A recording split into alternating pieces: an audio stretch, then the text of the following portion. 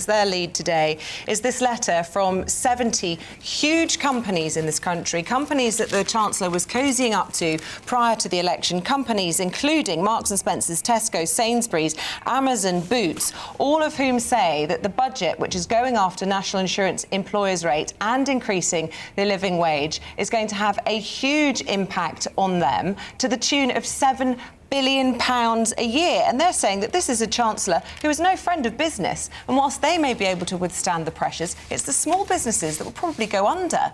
Will the government make any changes after this disastrous budget? I think, again, it's important to note the inheritance that we have at the moment and the difficult decisions that the Chancellor is having to make. So I think that context is important to get the public finances back on track.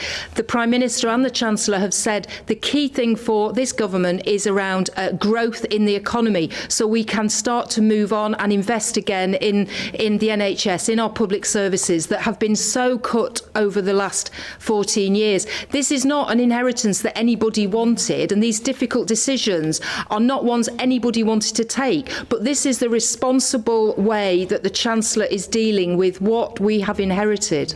People are starting to doubt the Chancellor's economic credentials. They seem to be an economist with the truth, but perhaps not so good when she's doing the sums. Is lying on your CV a breach of the ministerial code? I'm not today. What I'm really here to talk about as the Home Office Minister for Policing is around police reform, and that's a really big, important issue for my constituents and for people up and down the country. So that's really what I wanted to focus on today. I'm not able to comment on any of that. I'm not party to any of those those issues. But what I am, is it a breach of the ministerial code in your view, or indeed in line with the rules, to lie on your CV? It's a simple question.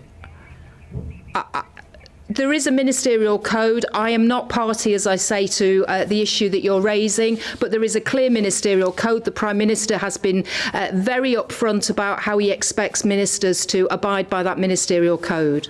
Okay. But could we talk about police reform? Because that's really the big issue that I'm really passionate about. I'm sorry, Dana, not today. That's a shame, because it's perhaps another day. Definitely another day. Thank you. We'll book you in now. Thank you. God bless. Bye-bye. Thank you very much indeed. Claire Muldoon.